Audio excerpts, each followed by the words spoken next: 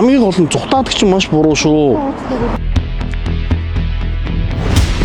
Тээврийн цагдын албанаас шөнийн хяналт шалгалтыг зохион байгуулан ажиллаж байна. Хяналт шалгалтын хүрээнд цогтуугаар тээврийн эсэлж болоод болон өрөн бус тээврийн эсэлт хөдөлгөөнд оролцох зэгсэлд гэмт хэрэг зөрчлийг илрүүлэх чиглэлээр хяналт шалгалтын ажлаар хэмжээгэл зохион байгуулж байна.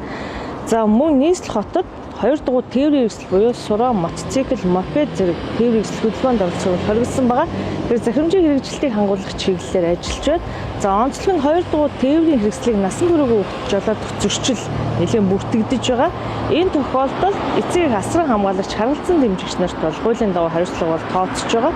За мөн өнөөдрийн хяналт шалгалтаар 2 дугаар тээврийн хэрэгсэл замын хөдөлгөөнд оролцсон тохиолдолд ачиж журамлан саатуул харах хэмжээг бол авч ажиллаж байна. Гол нь иргэд жолооч нар маань за өдөрт буюу яг дулааны улирал гэсэнтэй холбоотойгоор 2 дугаар тээврийн эслийг унж хөдөлгөөнд оролцох тохиолдол байдаг. Энэ маань өөрөө бас хэдийгээр уран дулаан цаг ирсэн боловч өдрөөр бол зам гисэх зарим газрууд талтаргаа гулгаатай байгаатай холбоотойгоор осол гэмтэл нэмэгдэх магадaltaй байгаа.